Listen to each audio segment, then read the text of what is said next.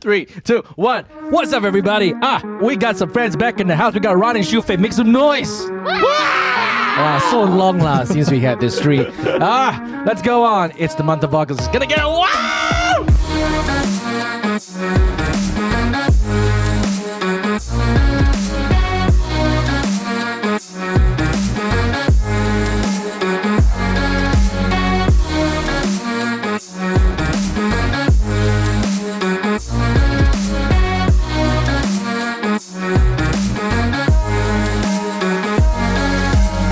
It's been a while since the three of us basically sat in one table and talk bullshit. Yeah. When was the last time it was just three of us? Can't remember. It was quite long ago. I think it has been a year already. Really? 1 year. I think so. Yeah, Shufei's been too busy because, okay, let me adjust the microphone. See, she hasn't been on the show so long. She doesn't even know how to use the microphone. Come on, man. Aren't you a streamer? Yeah, but I don't have to sit like so near to my mic. How far do you sit when you stream? Like?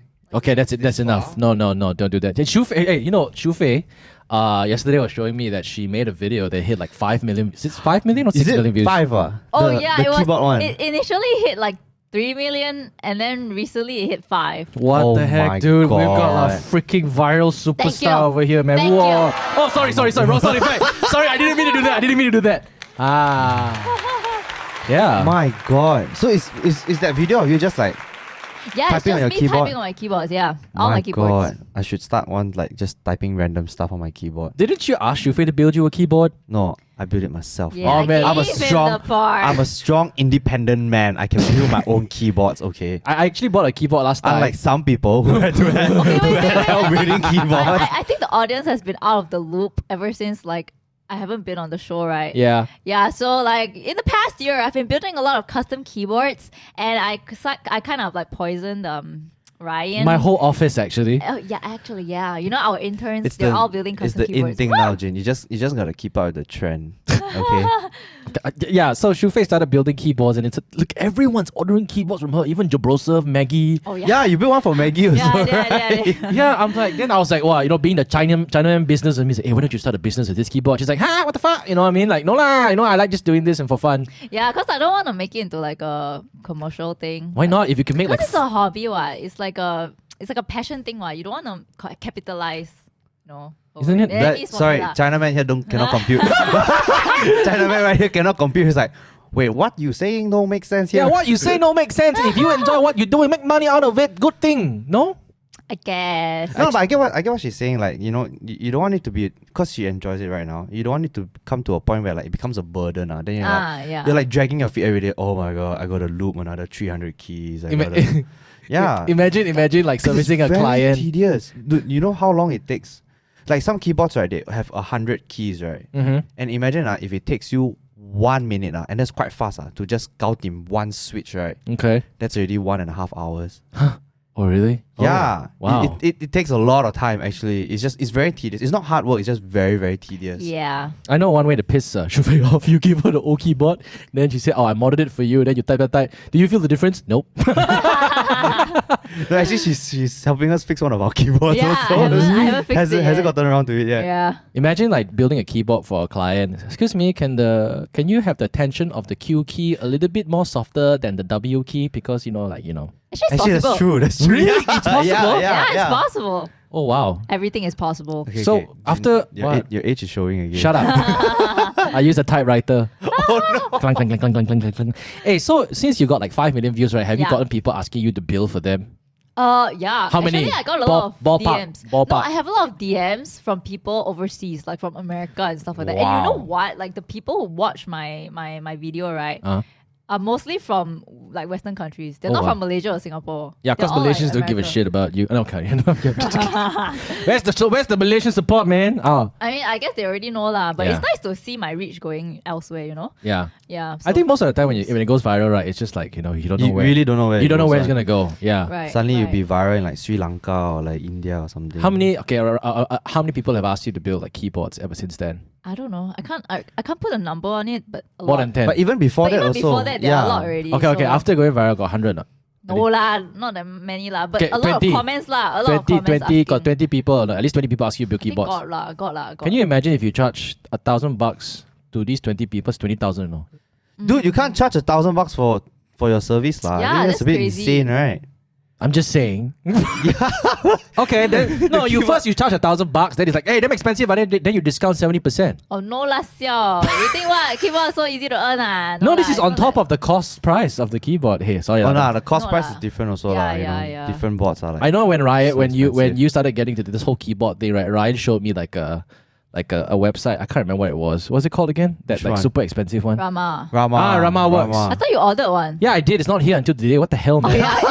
yeah, that's the beauty of the custom keyboard world, man. You have to wait. Yeah, do you know what? June also bought one keyboard. He waited like I think 3 months for his board to come. Yeah, but this has been a year. Oh, yeah lor, the more money you pay, the longer you wait lah. Actually, to be honest, right? You know what made me buy that keyboard? What? You're all probably gonna think I'm so typical Chinaman. So it's not the fact that the keyboard was cool or sounds good, you know. Ryan told me, you know, right, these keyboards are confirm appreciate in price one.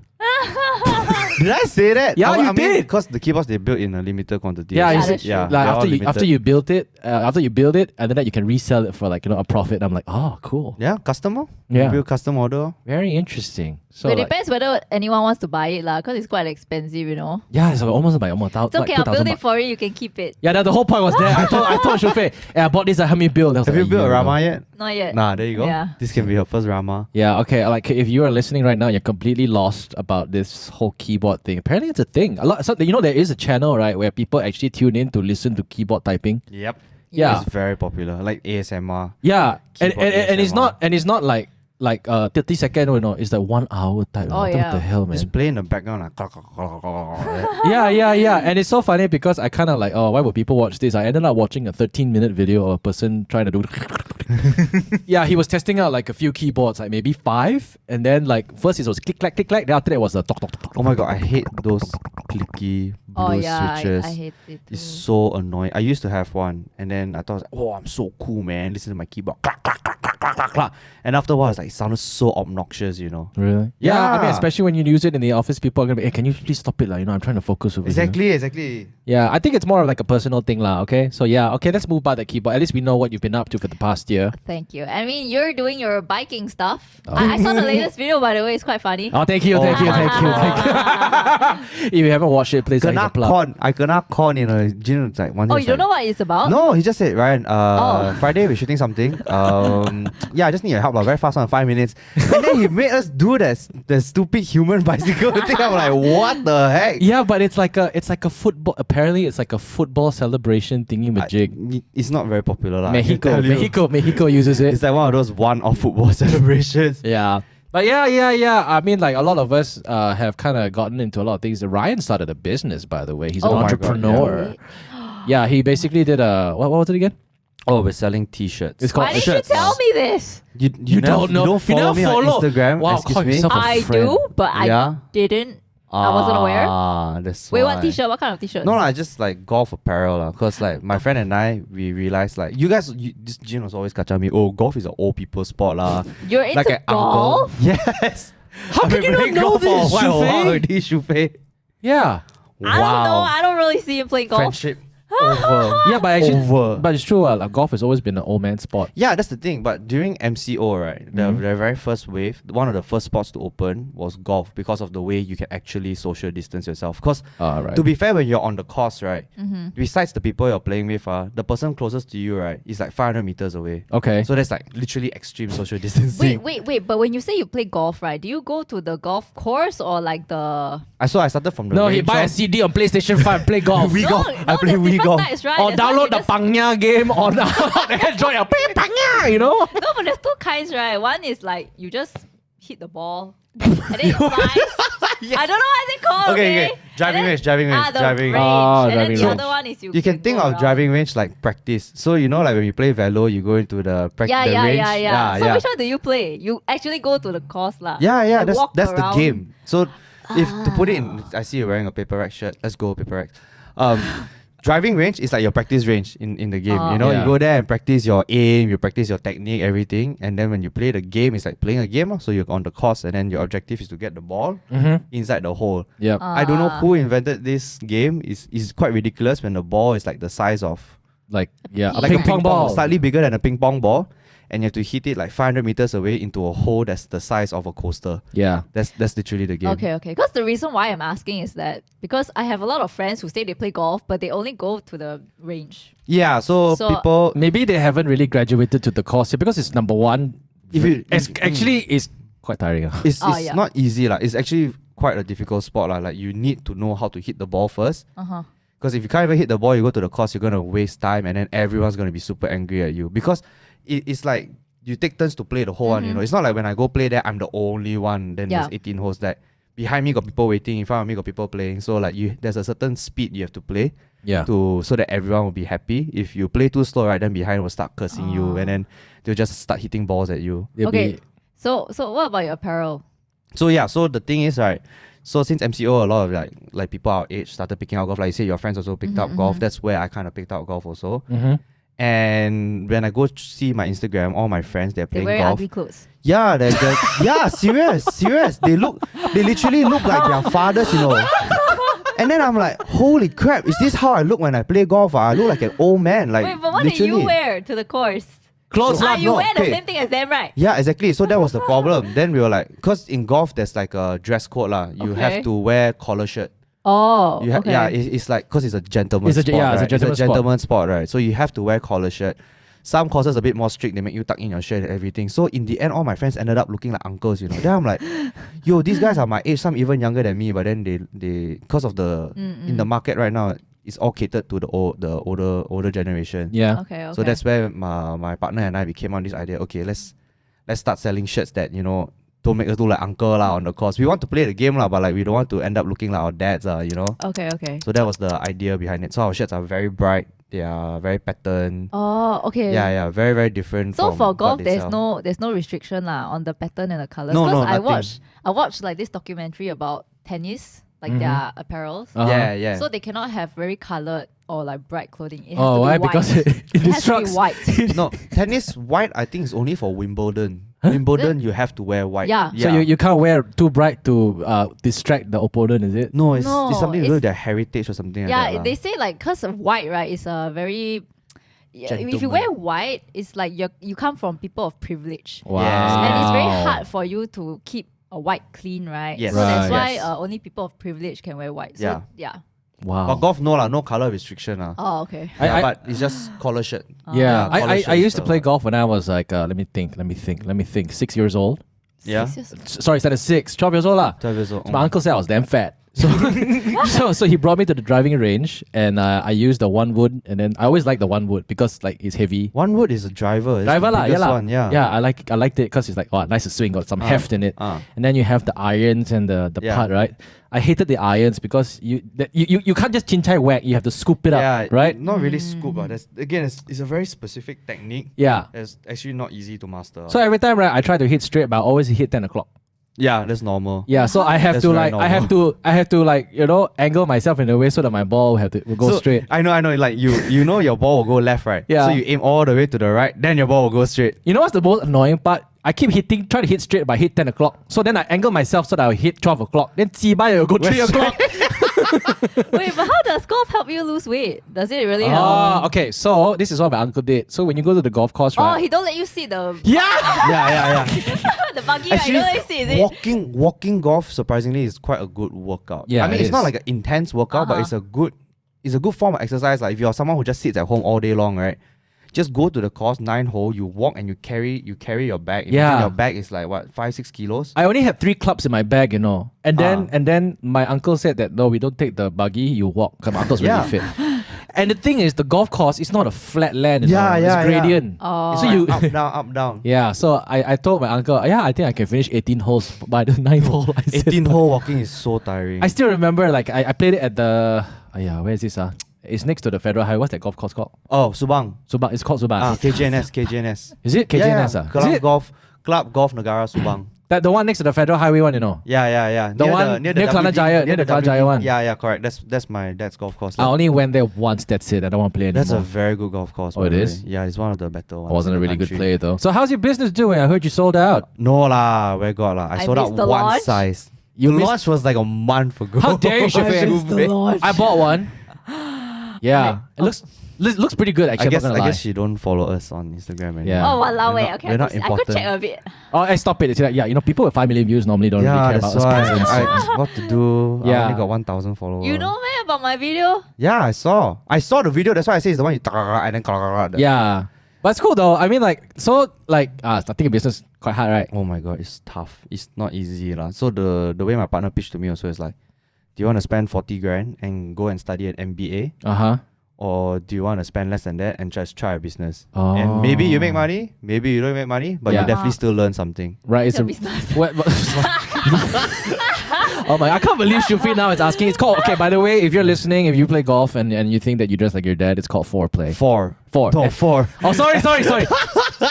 Four. Aiyah. F-O-R-E. F-O-R-E, which With is an pretty, exclamation mark. which is pretty cool. Because it's very Yeah. it's very hip, very trendy. And the thing is, I think these days there's a lot more youngsters playing golf. What? And Oh, then, Yeah, it's so cute. You guys look like hippie uncles. Oh Oh my god, no! Shoot, the idea is to not look like uncle. Exactly like hippie uncles. yeah, But but it's quite nice. I would wear it. yeah, it's not bad. It's not bad. Like I like this it. is. I like it. So yeah, we went with something louder and brighter lah, you know. It's cute. To I break like the it. mold. How come you don't have? Okay, I see your models over here. How come you're not in it, Ryan? Huh? Do I look good enough to be a model? Hey man, you Yes. gotta walk the talk, man. You know, if you think like you're Yeah. dressing up like an if uncle. if I model, right, then who's gonna take the pictures? Oh, you took the pictures. Yeah lah. lah, no budget, bro. Oh, speaking of models, we were talking about something about models right just now. Yeah. Oh, yeah, actually, yeah. But before we get to that, I mean, like again, if you play golf, we're Yeah. plugging Ryan's Check us out. Yeah. shirt over here. I Four. didn't invest in it. I mean, like I bought one lah, and then actually, Michelle's got the. I think I was in Singapore, if I'm not mistaken. Yeah. Then after when I came back, Michelle, what's this? I was like, oh, Ryan started a business. Ryan started a business? Then I wore it. She's like, oh, not bad. Not bad? Yeah, it's not bad. The design's actually pretty cool. And I encourage people to support your. I mean, I hate pulling the whole support your local. Why can't you just support this brand? Because I think that everybody from wherever you are can actually wear it.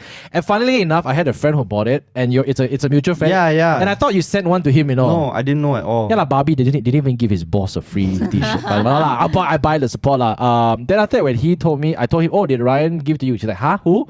And he's like, my stuff lah. He's like, oh no, I bought it because I thought it was cool. So it's actually a good thing. Wow. Yeah. you When get I told him traction. that you were running it, he's like, oh, okay. He said that. He said very comfortable. Yeah, it is. We are quite proud of our material. You'll find an invoice coming to you and your partner's inbox later after talking so much about this. But yeah, I think like we were talking about this. I read this in the news and like so I think we're all pretty familiar with KL Fashion Week, is where like really like, you know, good looking people and really high designer brands basically Yeah. walk the catwalk in is it Pavilion?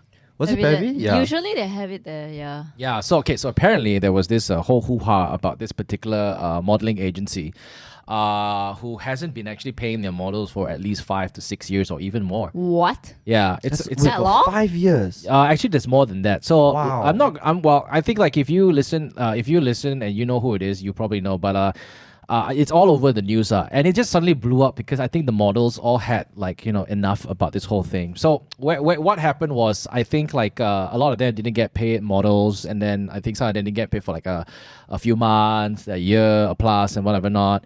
And then after that, some came in to say like 5 years, and then suddenly it was picked up by the news because it just escalated. Wait, if 5 years they didn't pay, right? That Yeah. person still want to do for that agency. So okay, So I spoke to some of the models, by the way. So that's why every year you have different models, because the models that didn't get paid wouldn't want to work for this person anymore. Oh. So like and like the so-called excuse was, okay, this modeling agency is actually pretty, I won't say pretty big lah, because even I heard about it. Yeah, so they're called Andrews Models. Have you heard of Andrews Models? Not until the. I mean, saw we're the not news lah. models. I Yeah, wouldn't know. so like yeah, this is what we read in the news. So apparently this happened, and like it's quite sad lah to see the model. Okay, the thing is, I've always thought that models were like, we've worked with models before, and I'm not going to say that they're cheap or were they or nor are they expensive. I mean, you pay for what you get. It's a fair price, lah. It's a fair price. Some charge a little bit higher, and some have terms and conditions. And sometimes when we work with these models, we get them scared because, you know, even if they are not like super big models, right? You'd be like, okay, if you want me to star in your film, these are my terms and conditions. And us as a business running, like, okay lah, we have the honor lah. But I think like where it kind of hit everybody and got them really riled up is when this owner actually talked back and said that, oh, you know, it's not that we don't pay, it's just that we pay, but it just takes a bit longer. Yeah. Yeah. But that's the thing, is like, this whole late payment thing, and I don't think it's just with models. No, like, no. In our industry, you know, it's Yeah. always been a problem. Like, why there's always this thing? Why can't you pay your vendors on time? That's know, why it's always been very something. hard. It's always been something that I'm trying to understand, because like. Okay, so people always have this. Okay, so just a little bit more insight about this story. So the reason why some people do not want to question this person or why he's not paying so long or just keep quiet and wait until he pays, because they are just afraid that they would offend the agency or offend the company and they will not get any other future jobs, right? And then suddenly it escalated lah. The news kind of apparently reported about this, and a lot of people were leaving comments in the comment section. And apparently there's this one guy who did sound and lights for this event, for this company, and it totaled up to approximately 160,000 ringgit, and he said that 5 years didn't get paid or something like that. Wow. Not sure whether he got paid now, but last I read on Instagram stories was he's now scrambling to pay, you know, the company is now scrambling to pay everybody back. So like everybody's like, all right, if you guys want to get paid, now's the time, because you know he kind of wants to. But it's like you needed something for it. You need to blow up in news. Then only you take action, man. That doesn't show good faith. But it's kind of funny also. It's like he doesn't have the money to pay everyone, right? But he has the money to make KL Fashion Week every year. Actually, to be honest, I'm not in any way an expert when it comes to organizing events, but I have organized events before. I feel like, okay, the general terms of 60 days payment, 90 days payment, or even to actually a month is actually quite normal, because let's say, for example, if I was a contractor, so I did an event before. I was a contractor, right? I pitched this idea to a company and I said, okay, this event needs X amount of dollars.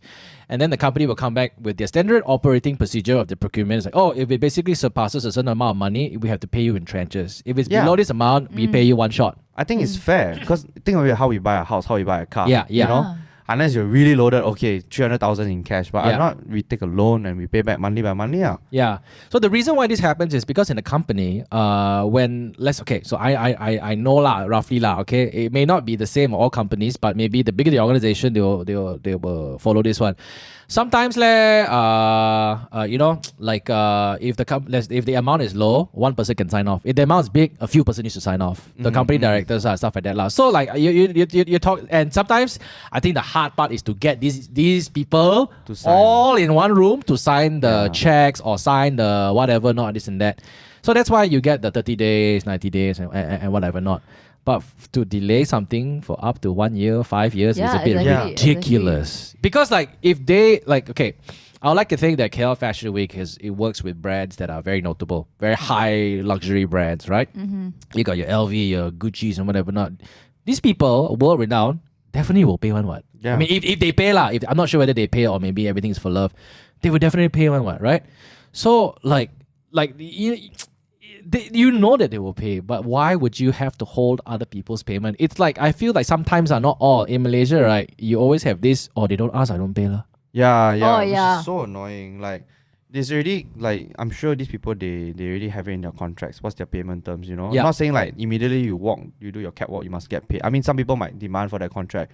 If both parties agree, then you have to honor it lah, you know? Yeah. Actually, some models, I don't even think they get a contract. No. Just say really, right? They don't sign anything. So what I heard or what I read, right, according to the comment section, they said that some of them do not want to even have contracts with modeling agencies because they are afraid that the modeling agencies will say that you so difficult one. I'll just go to another one who just WhatsApp conversation confirm you come and work for me. I hate this. You don't want to work for me. Well, it's okay. I have plenty of others who would want to. Yeah. And it's because of sometimes it's because of all these other people who would say yes and really, really spoil the market, who would basically ruin the market as a whole. So people tend to not realize that when you are undercutting just to get the job, yes, you get the job, it's great for you because maybe you needed the money, so we won't judge you. But if everybody did it right, it kind of ruins the industry. Like for example, we are doing production, and then we know the cost of doing this project is going to cost like 100 grand. Then this other person comes, I can do it for half the price. Yeah. And then obviously client will be like, I will do it with this guy lah. But knowing our industry, if this person got the job for half the price, what's he gonna do? He's just gonna go to every single individual in the industry and basically chop their costs and chop their price by half. And I think people don't want to reject also because they scared like they'll get a missed opportunity. Because they rely on this exactly. company for future jobs and everything. Yeah, Exactly. And sometimes, it's like relationships, it's like, hey, can you help a friend out? Or can you help me out? And stuff like that. And people are like, okay, I'll do it for this once. So you see, like, and here's the thing though, when someone knows they can get something for that price, they won't go back up. They won't go back up. Yeah, it's just like, when you go buy like something you like so much, if you go a luxury brand, right, and or what's the brand? Like watch G-Shocks and everything, you know that the recommended retail price is as advertised as such, but you go to those street shops and you say they give you 30% discount, kind of thing. You can get that cheap. Why would you want to buy from G-Shock directly? You know what I mean? So it just becomes like that. So that's the situation now with the whole. I feel this one thing I realized in Malaysia, I don't know, maybe it's just our industry or like the entertainment industry, there's not enough unionization. Oh, of course. Yeah. 100% true. Like in the States, so what I experienced in the States, like when you work on a project and when they say it's a union project, they can only hire from union workers. Right. Meaning everyone gets that minimum amount that is stipulated by the union. So there's like a organization that protects all their members. So for example, like in film, there's like a grip and gaffers union, for example, and they say minimum your per day rate is like this. Right. Yeah. What happens? Okay, then what happens if somebody undercuts that minimum? If they are union and they undercut, they can get sued. Oh. If they are non-union and they undercut, then it's fine. But the thing is, they made it so that like when the project declares themselves as like a union project, when they're gonna hire union workers, they have to hire union workers. But what does it entail to be in the union? You get protected. You get protected, and some more for these freelancers. On top of protection, like they offer like things like insurance, things full-time jobs offer like you get insurance for on your work and you get certain benefits Basically, it's like. But is it free to join? Like, is it? No. Yeah, you pay a membership. Oh, okay. Yeah, okay. you pay this organization a membership, and their job is to protect you. And does the client pay the organization for the organization to pay back out to the workers or what? No. Everything is due from you yourself as your freelancer or whatever with your client.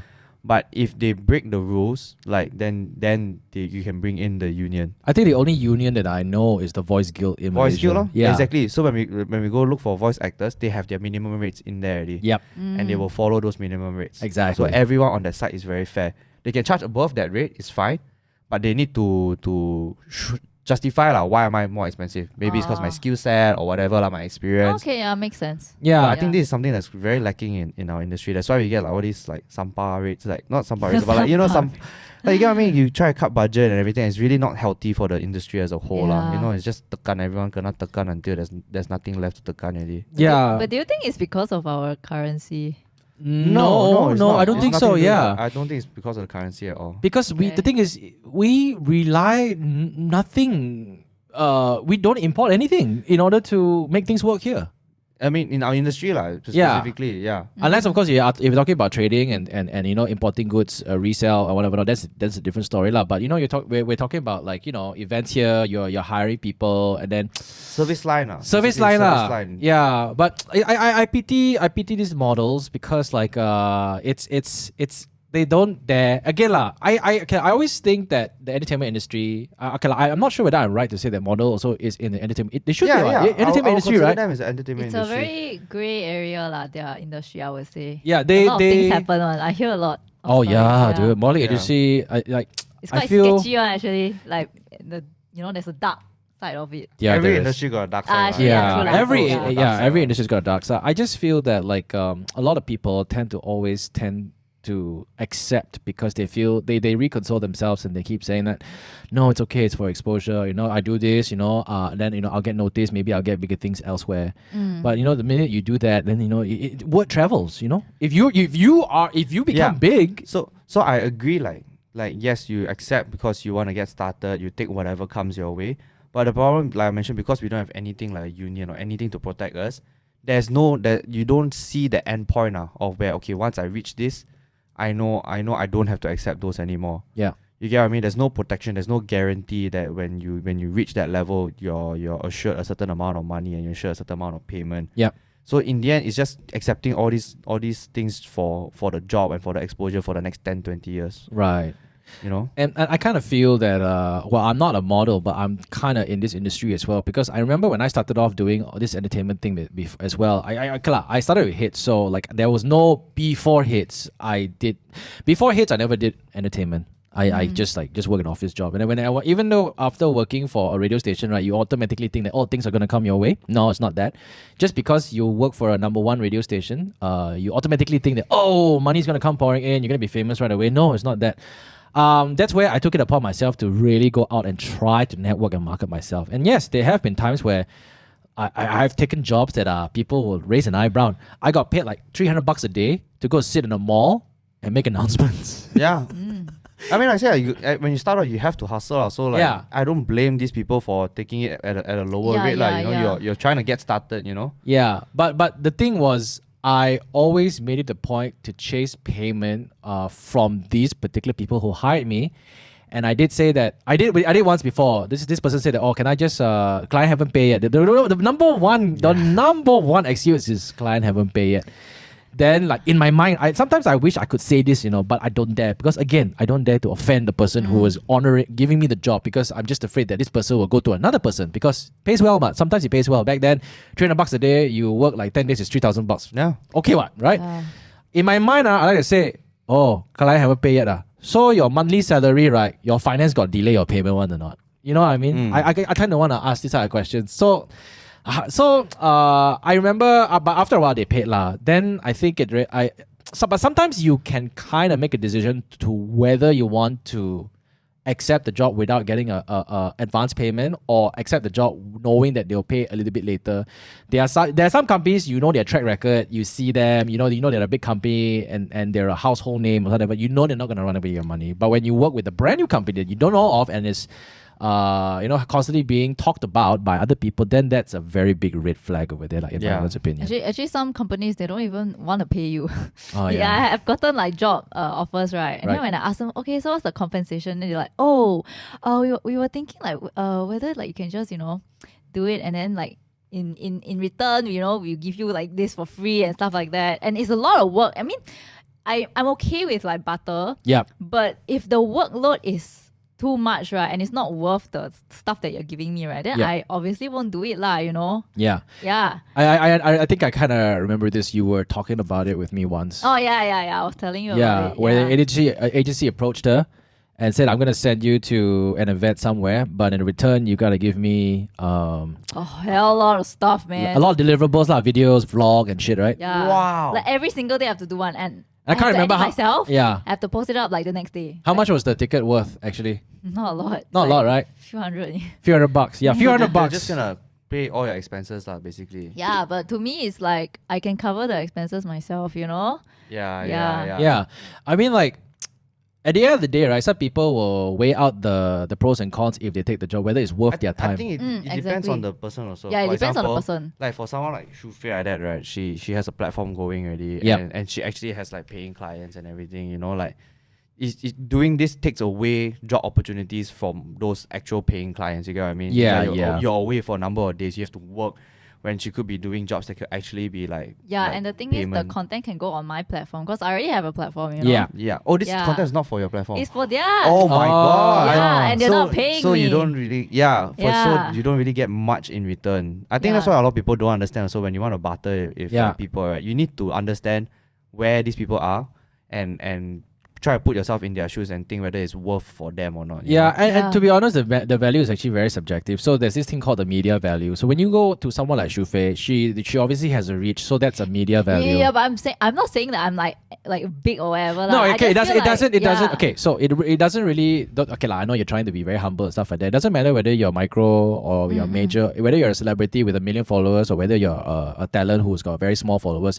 When someone approaches you, number one, in order for you to promote something to your followers, there's a reason why they did that in the first place. It's because like you're a gamer and it's very hard. Okay, they just say you're a gamer. Maybe they find it difficult to find girl gamers, right? So it's a very niche market. So based on all their research, they only can find you and maybe a few others. All right. Yeah, so it's based on the value also lah. Yeah, I understand. And the value really depends. Like for example, like you say this job, the value not worth for you. You come to me, then doesn't mean it's work for me also, even though my following is not big. Because I think if I could do this thing, I need to take how many days off work? Yeah, I need to take exactly. unpaid leave. That's I'm compensating Correct, either way. correct. So what am I getting in return from this? Correct. Yeah. So it really depends on each person lah. It's not like one fixed value that's for everyone. Yeah, I always believe this. When a brand does marketing, a brand sets aside a marketing budget for the whole entire year. They do it probably the year before. They do it at the beginning of the year.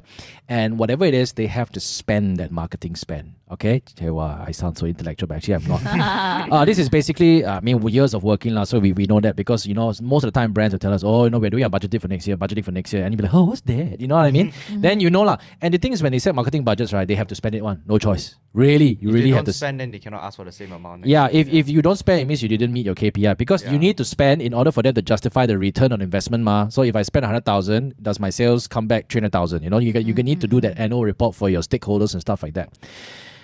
The thing is, when an agency accepts this job to look for people for their clients, right? You think the clients are going to pay them by tickets? No. It's never going to be barter trading in order for them to do whatever the brand needs them to. Like for example, this agency, they come to you and give you tickets in return for this video and stuff like that. Do you think that the client paid them in tickets? No. The client obviously paid them money. Yeah, exactly. Yeah. And maybe the money is just not enough To cover. to be, maybe like they got an amount of money from the client and then they realize that after I minus my overheads and stuff like that, I don't have much left. This money that they gave me is enough just to pay my overheads. And then that's why they don't have a budget to hire to pay people such as yourselves. Correct. But this is where I will question them again. It's like, did you do your research before even deciding to go look for creators to do content? Correct. Like, don't you think that the creators would kind of need some sort of budget to create content for you to use it on the platform? Don't you think that, you need to kind of spend a little bit of money to use people's face to be some sort of like tied to your brand? So I feel that it boils down to education. Actually, curious question. Depends. How many requests do you get a day to do postings? Not like unpaid one or like barter stuff. You get it a lot? Like, is that okay something lah, that's it's really okay lah. flooding your inbox? Actually, it depends on the month or like how many jobs I'm getting. But it's actually okay. Yeah. Yeah, because I don't accept all the jobs that I get, Yeah, I only select the ones that I feel like, I can do this. Or like I feel like, I believe in this brand. Yeah, then I will do it. Yeah, but recently there was one, I won't like disclose anything lah, but there was one company that reached out to me. They actually, because they know I'm passionate about keyboards, right? Yeah. So they reached out to me and asked if I can do like a live stream and stuff like that. Yeah. And like share my knowledge and all that.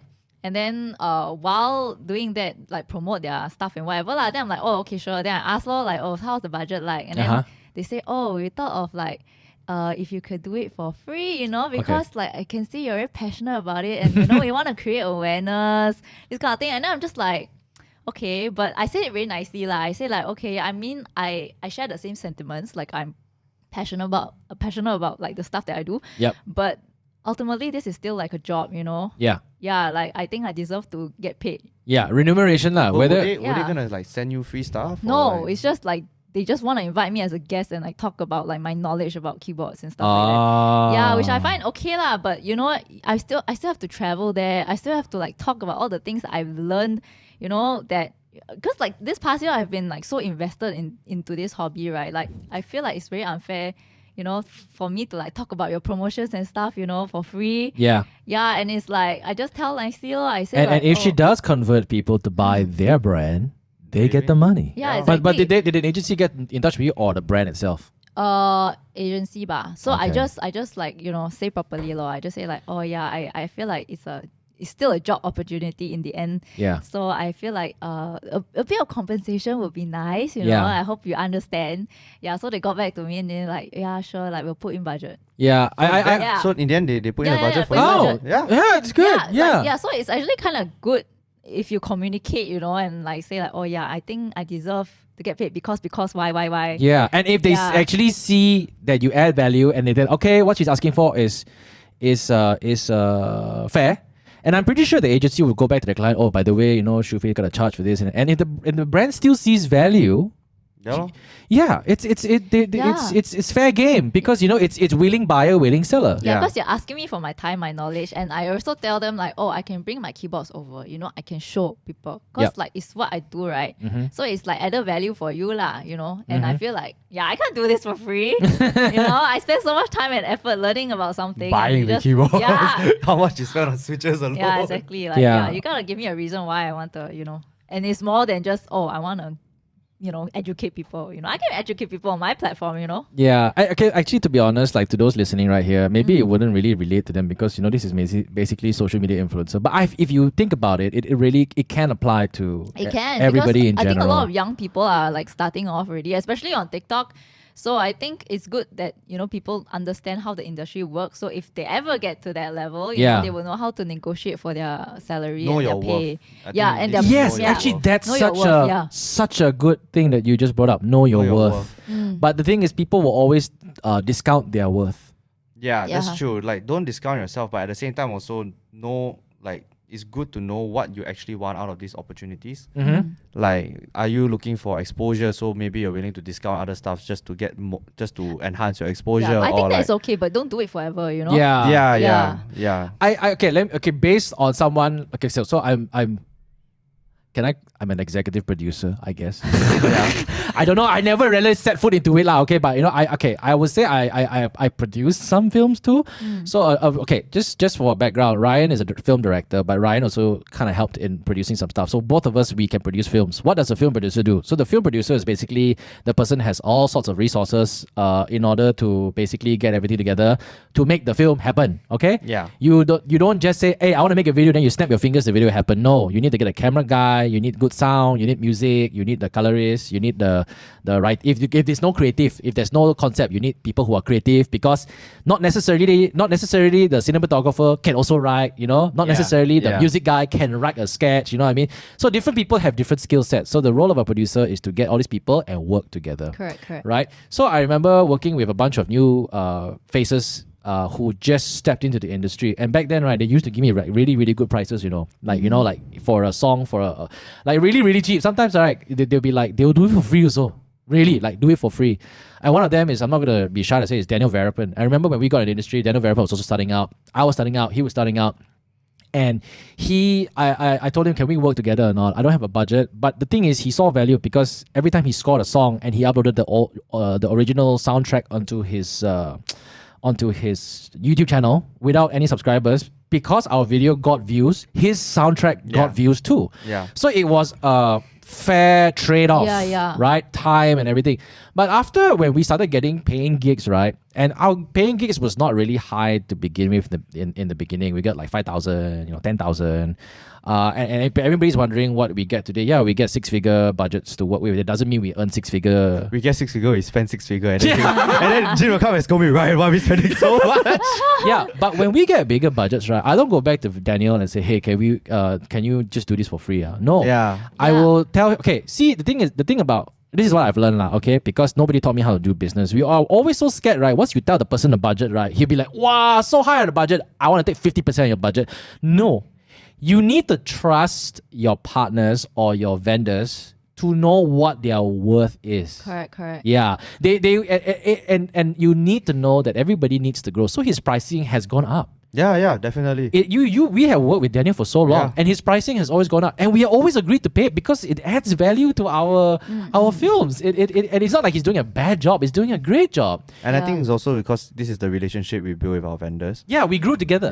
Yeah. I think as people who are paying, right, we should also know how to 走人啊, you know? Don't undercut people just because you want to keep more. Yeah, and we never once said that, and we are very open.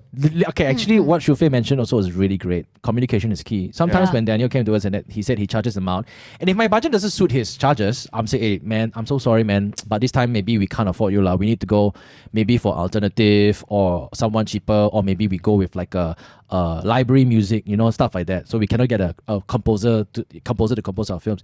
So it's communication, and he's not gonna, I hate you, I'm not gonna work with you anymore. Sometimes if he's busy, then it's like, yeah, sure thing, no worries. Yeah. But sometimes like if you have a really good relationship, they'll be like, no worries, bro. Just tell me what you can afford. Maybe you can work something out. Yeah. People are actually willing to actually help Yeah, you if yeah. you build a good relationship with them. You know? Exactly. So I feel that it's not okay. So we're going over all and over. I think we are basically talking. If I want to summarize everything we're talking about here is, people will have to go through stages of their career path. Yeah. Correct. It is okay to sometimes sell yourself short in the beginning. In the beginning. In the beginning. But I feel that as you grow, there are two things that you need to always remember. Your skill set has to grow with you, and your self-worth as well. That's the most important thing. And once you learn how to kind of value your self-worth, I feel negotiation will be a lot easier, and you will be more confident in basically demanding what you want, because you know that it's the right thing for yourself and it's the right thing to do generally. Yeah. Yeah, and I think clients need to understand the value of the person, you know, who you are. Okay. Yes, that's completely true. But I know I may sound like the bad guy over here defending the clients, but you cannot expect the client to know every single individual. Okay, in this sense, influencer marketing. Yeah, that makes sense. You cannot expect the CEO of the company to know every single creator out there in the market, because trust me, there's thousands. Oh, yeah. Yeah. True. Yeah, we like, you know, if one day this person comes in and show this person, oh, he's got 1 million views, it's like, I don't even know who this guy is. It's not his fault, because like, you know, every different person has different tastes in what's entertainment and stuff like that lah. So I feel it's a multi-layered thing lah. Yeah. But I mean, for me, okay, for example, right, okay, this is related to keyboards also, because recently a lot of keyboard stuff. Okay, so like one of my keyboards, right, it kind of had a problem, and I don't know why. And I'm not really like, I don't really know much about, like, you know, the IT stuff, right? So I know this guy who fixed keyboards one, like the PCB and stuff like that. So I sent it to him, and then he diagnosed everything. Oh my god, I tell you, the effort that he goes through, right? He will send you, like, he will record like what is going on, like what diagnose he's doing, right? And then he will upload it to YouTube, and then he will send it to me, right? You know, then he'll be like, okay, so this is what's going on, and then he will like send me a bunch of stuff that I don't even understand. Yep. And then at the end, he tell me, oh, okay, so the daughter board got problem. So all you have to do is just change the daughter board. And then I was like, oh, okay, sure. Like, then he said, oh, I have extra daughter board. And then he sent me like the price of it, like how much he bought it for. Yep. And then he's like, yeah, you just pay me this amount can already. Mm. And then I was like, okay, so you just like total up for me and then just charge me lah. Then he was like, oh yeah, just pay for the daughter board.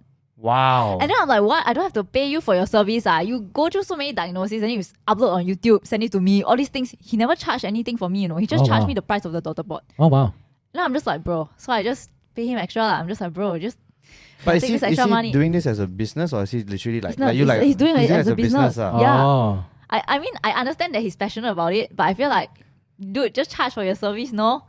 Like, it's okay one. Maybe that's a strategy. Yeah, no, Maybe, I'm thinking, because like he knows that you are someone who's influential in this industry now. Oh, You yeah, know, maybe exactly. also lah. So what he's doing here, right? Why he's willing to do this, just charge you the cost price of it, right? Is like I mentioned just now, is to build that relationship. Yeah, true. You get what I mean? True, true. He values your relationship in that sense. True. But it's nice that you offer to pay him extra. I 'cause you value see his service also. Yeah. So I think it's a very good this thing how to you practice. build relationship Yeah, in it's a your good thing business. to practice, yeah. And I'm pretty sure Yeah. you've tweeted or Insta storied about him and stuff like that, right? I got tell people about him. Yeah, I do. yeah. So you Yeah. see, the thing I admire about that story was that this person basically gave you top-notch service, but he didn't expect you to do anything in return. Correct. Yes. Yeah, because you Yeah. know what? The minute you expect, you start judging already. Oh my god. Hey, how yeah, come yeah. I do so nice things for her? She didn't even tag me in Insta story. I think that's so. Oh my god, expectations. You Oh, yeah, have to know. expectations. You have to lower your expectations a bit, lah. Like, Yeah. if you do something nice, not always people do something nice for you, and you have to be okay with it. It's the same thing. Like, you know, you wish all your friends happy birthday, but not all of them will wish you back when it comes to your birthday. And then you'll be like, hey, then you start thinking, hey, I wish all of them happy birthday during the birthday. How come they don't wish me back? It's like when the guys, minute. I wish you this year. Guys, don't forget to wish Jane happy birthday. Oh man, you know, it's like that. The minute you expect, right, you'll be disappointed. Yeah, and I think that this kind of happened as well.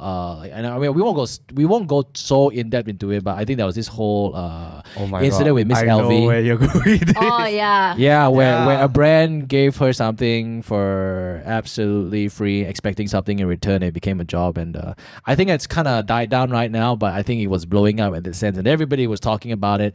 So I think, long story short, the brand was expecting her to do something in return for that exchange of product, but like then things just got out of hand. But I feel like, look, there are many ways to market. There are many ways to basically get your product out there. And the thing is, when you do even if you do like ringgit Facebook boost on your product, right? Yeah.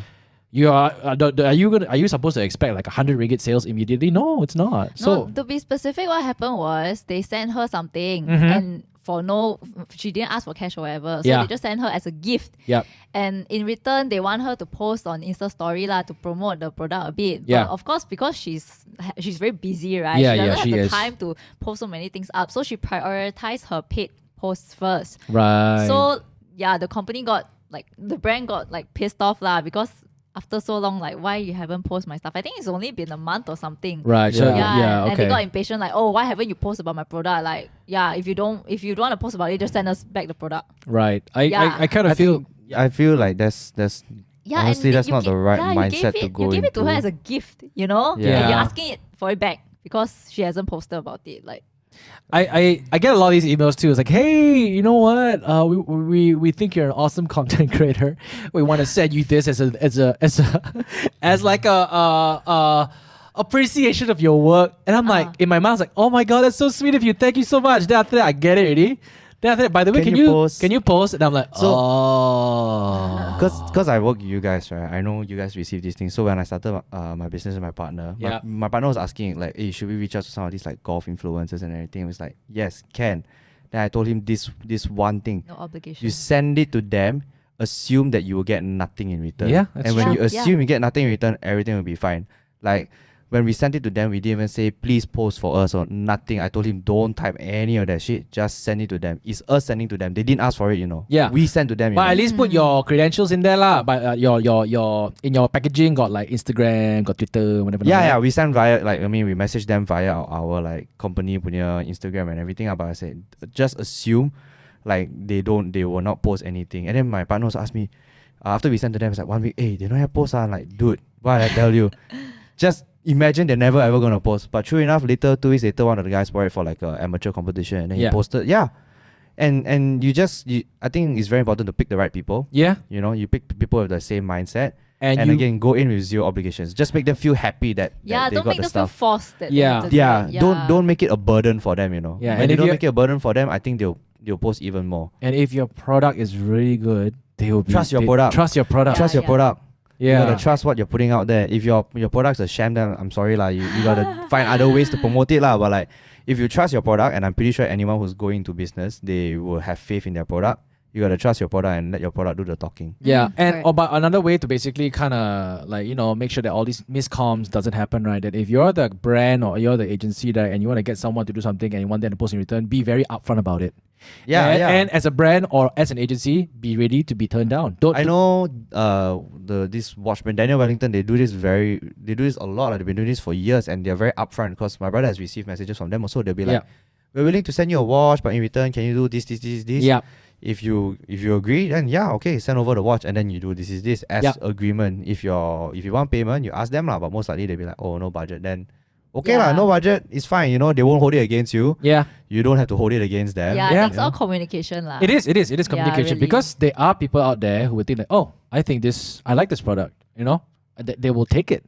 So as long as your communication is very, very clear, then you basically avoid all these miscoms and stuff. Yeah, don't beat around the bush lah. Just say what you want, and if they okay, then they okay lah. If they're not okay, then move on with life, man. Life is too short. But I do appreciate clients who like tell you the payment upfront lah. Like you don't have to ask for it, I mean, of course, like if you have to ask for it, then it's a bit like, paiseh. Some people are very paiseh to ask, right? Yeah. So I appreciate those clients that upfront, they just tell you, how much this job is worth. Yeah. Yeah. And even if it's like if the client's upfront and tell you this budget and you think the budget is low, right? Don't go and say like, hey, what the hell so cheap? No, I think it's key for you to just reply, hi, thank you so much for your offer. I appreciate the offer given, but I would like to renegotiate because then you need to have some claims in order to justify why you want to charge higher. Correct. Yeah, don't just say I'm famous, okay, pay me more. 10,000 ringgit. Correct. Okay.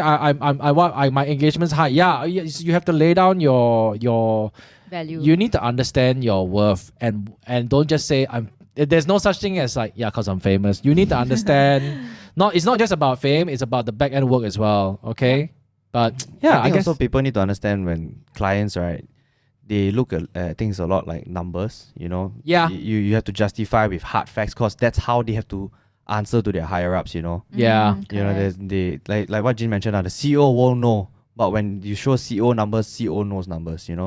The CEO can read numbers, they can tell the outcome of numbers.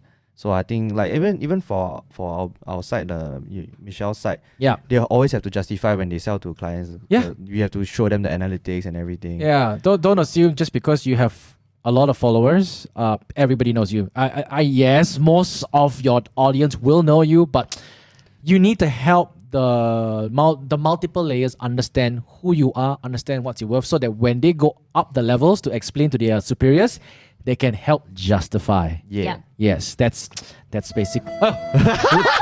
Wrong sound effect. This is how long we haven't done a podcast. Yeah. We gotta redo all the sound effects. Exactly, but I guess we're gonna. This has suddenly became how do you sell yourself on social media? I know, but I think it doesn't just apply for social media. It's life in general. It's everyone. How you know your worth, Even don't you settle for less. even when you renegotiate for your salary, so if you know what you bring to the company, be confident about it. We have a whole podcast about renegotiating about your salary. Yeah. It applies to relationships too. Yeah. Don't settle for less. Oh. Always know your worth. All right. If the person can't offer you anything that you cannot afford yourself, don't be with them. Are you trying to send a subtle message to somebody? Yeah, it's so personal, Shufeng. Yeah, but this conversation is just got terpesong banyak gila. But True. we hope you guys have taken away something from this episode. Yes. So before we go, Shufeng, you want to say anything or not? I think she said a lot already. Yeah, she said. Ryan? No, good to be back. Let's do more. Yeah, I know. And I gotta do this because I feel like we've neglected this a lot. Number one, Mamak Sessions is now a new platform. Yes, we got many videos coming up. Some with his face, some with her face, some with my face, some with new faces. Yeah, but the most important thing is the community is a part of it, Yeah. And we have an Instagram page. It's called @Mamak Sessions. Okay, go there. There's not only just videos of podcasts, but there are other pieces of content there as well. Go check it out. We are starting a brand new YouTube channel. More on that when it launches. But thank you so much for listening, guys. We'll speak to you guys next time.